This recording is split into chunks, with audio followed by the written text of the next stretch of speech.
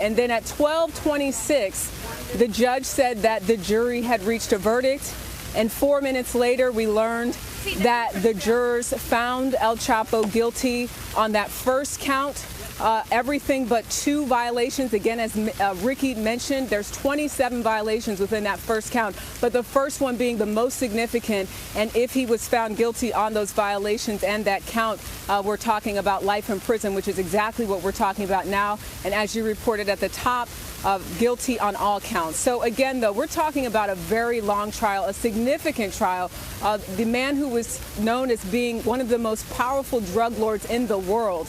This is a case that the prosecution has been building against El Chapo for over a decade now. This case, again, went 3 months long. The jurors deliberated for 34 hours over a period of 6 days. 8 women, 4 men. A lot to consider in terms of the facts, in terms of evidence. There were 56 witnesses that the prosecution brought, and 4 of them were cooperating witnesses. In other words, these were people who at one point worked with El Chapo.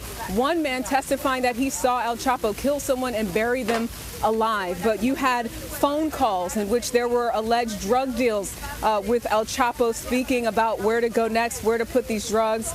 You had images of the drugs. You had a diamond-encrusted firearm. But this case really came down to money, leadership, and drug crimes. And El Chapo found guilty on all counts. I was actually just in the restroom with his wife, Emma.